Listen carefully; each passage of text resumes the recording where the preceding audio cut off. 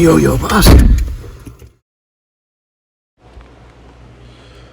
So my third year of university, I got hired to be a camp counselor at this camp called Timberlake West out in New York State. And they hired me to be the model making specialist. And I was like, okay, whatever, you know what I mean? Like, I wasn't sure what kind of models they were talking about. Really, you know. Anyway, I just wanted to get to the Big Apple, you know. But it turned out that the camp was, you know, like 100 miles outside of the city in the Catskill Mountains. So, you know, I drive up there in the Corolla, you know, 4 doors, 4 cylinders. And camp's rolling along, you know, get into it, you know, and it turns out they want me to make these, like, the kids have these activity stations, and they want me to help them make model rockets out of these kits, you know. Now, I've never made a model rocket at this point in my life, so it was a bit of a learning process.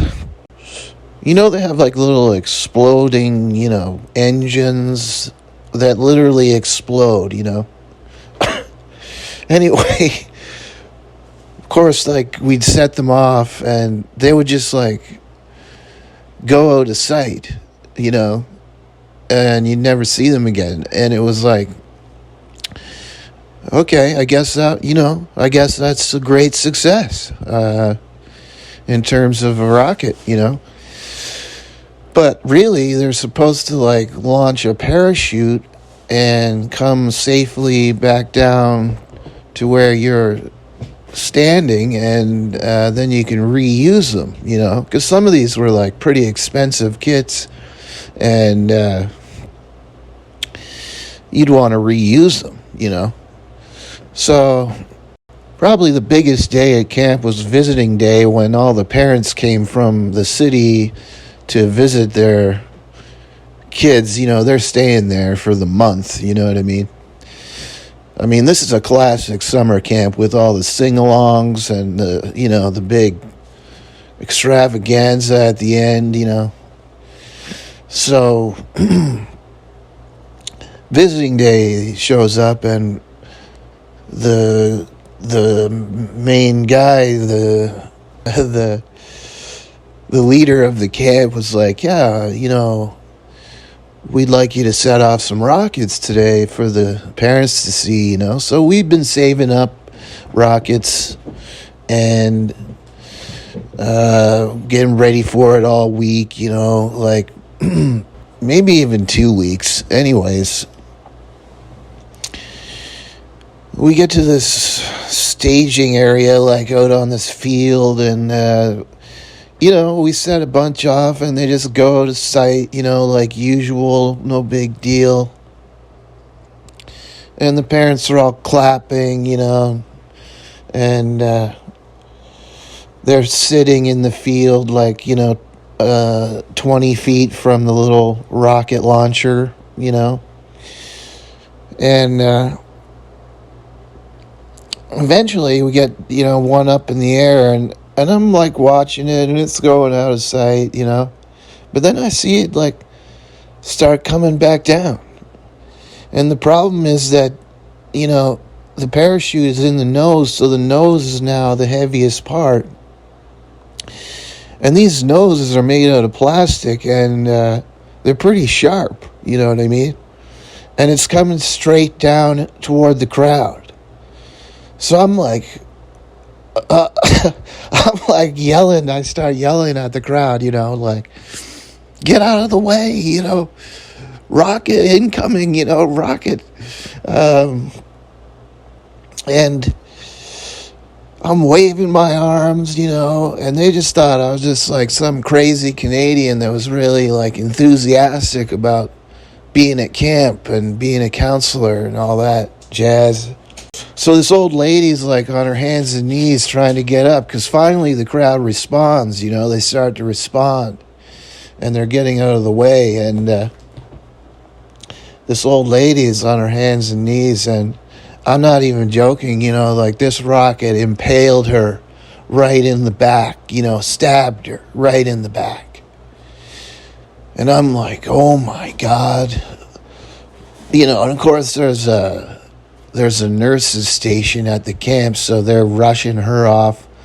And the leader guy comes up to me on his golf cart, and the first thing he says to me is, "Are they going to sue you?"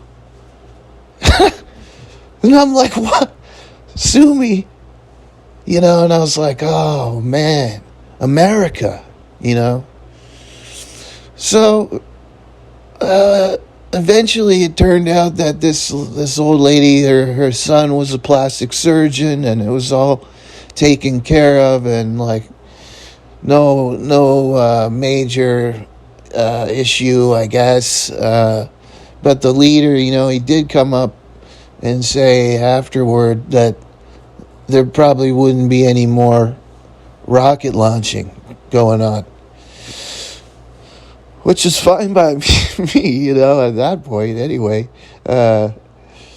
So I remember talking to my buddies that I was hanging out with at the camp, counselors, Mikey and Johnny Utah. And of course we had been setting them off all summer, and Utah was down on the coaching tennis, So I told him about the day, like I was like, yeah, this is what happened. This went down, the rocket came back to haunt us. And I was like, I've never seen this happen before. And Utah's like, what are you talking about, man? They've been landing on the tennis court all summer, man. My kids play games trying to dodge these rockets, They're crashing out of the sky, So it turned out, that the one major flaw that was going on was that you're not supposed to glue the nose cone on. And I didn't really know that. And of course, you give a kid some glue, man, they're going to use it. And they were gluing these nose cones on so that the parachute couldn't come busting out,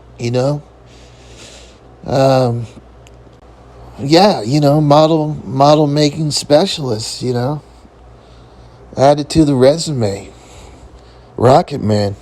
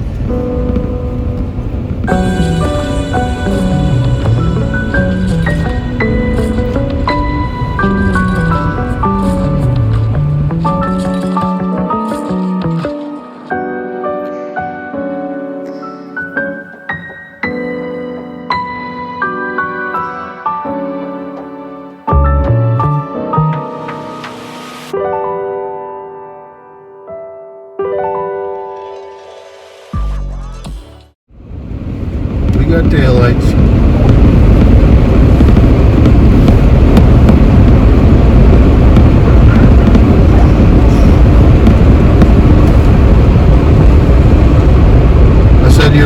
good to go. That's good to go. Roger that.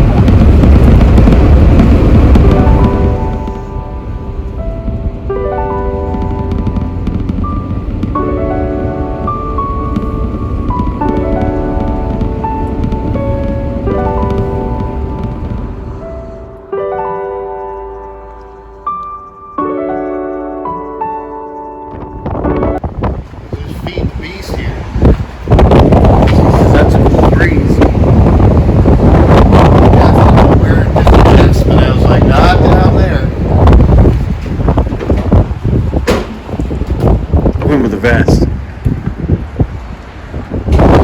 Couldn't afford her 40 grand there, Gene. How do you make that happen? Winter every month. That really changed my situation.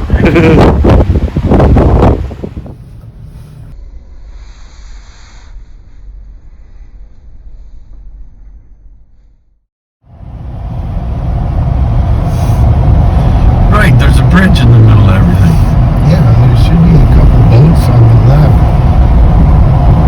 And there's some kind of like big privateer's inn. Yeah, that's what everybody talks about. That's where they have the wharf rat sometimes.